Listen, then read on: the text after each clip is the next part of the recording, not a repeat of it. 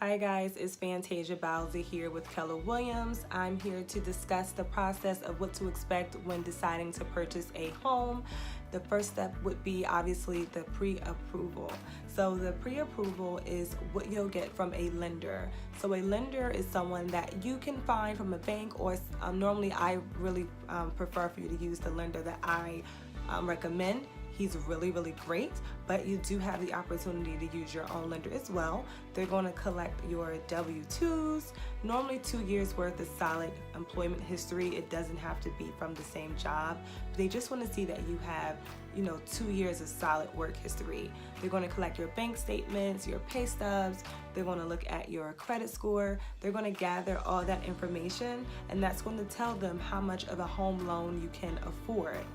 So once you're pre-approved, based on that pre-approval letter, say for instance you're pre-approved for $150,000, that means that I'm going to schedule for a buyer's consultation, and we're going to discuss what is your perfect home, how many beds or bath, what areas are you looking at, what's important, school district, things like that. And based on whatever amount you're pre-approved for, that's what we're going to shop in. So if you're pre-approved for $150,000, we're going to look at homes that are $150,000 and under. So at the buyer's consultation, I'll show you in the MLS system what's on the market based on your criteria and also what you're pre-approved for in your price range. And then we immediately start scheduling showings so that we can start home shopping, which is the fun part. So we'll start looking at homes in an area that you're looking for. We'll start scratching off the ones you don't like, the ones you love, until we get to your perfect home. Now, once we get to your perfect home and you're ready to submit an offer and it gets accepted, immediately you're going to have to put in an earnest money deposit. Now, the earnest money deposit is like a good faith deposit, showing that you're serious about buying the home. Is normally around $1,000 that you would have to write out on a check to submit to either an attorney's office or the title company, whoever's going to handle the transaction basically.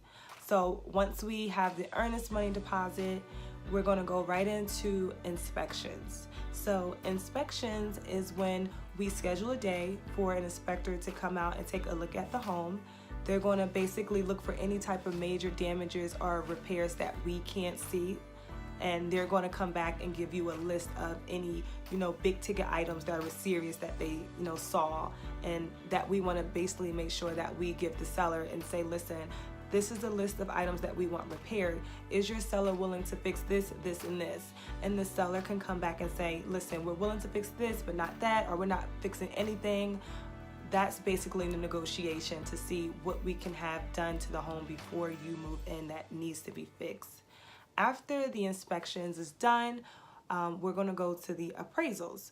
Now, the appraisals is very important because that is what the lender is going to need in order to make sure that they are loaning you money for the proper value of the home. So what that means is, say for instance, the home you're purchasing is $150,000, and an appraiser comes out and assesses the home, and it shows that the home is only worth $140,000. That means two things. Either you're going to have to pay the $10,000 difference in cash to meet the requirement of $150,000, or we go back to the sellers and let them know, listen, the home came back $140,000. Are you willing to lower the value of this home so that we can move forward with the purchase price? Now, with the inspections and the appraisal, those two items you're going to have to come out of pocket up front as well. So inspections normally run you between $150 to $300. The appraisal is between $400 to $500 out of pocket costs. So yes, you guys would definitely need to have those funds prepared and ready to go for the inspections and appraisals. So once the appraisal is done and it comes back and it's appraised and everything is fine, you're basically waiting for your mortgage commitment. Once you get the mortgage commitment, I'm doing my work on my end to make sure all the paperwork is ready. The title company is doing their job. The lender is, running numbers and making sure that your loan is going to be all set. Once all of that is, basically done, you're going to get a clear to close, which is your closing day. You're going to get the date to be at the title company to get your keys, sign some paperwork, and you're an official homeowner. So the process is really simple. It's really not hard. Now, at the closing day, you will have to pay closing costs. The closing cost is normally like the recording fees, what the title company charges to run title to make sure you have a clear title, maybe lender points. Normally the closing costs are anywhere between 2 to 5% of the loan amount.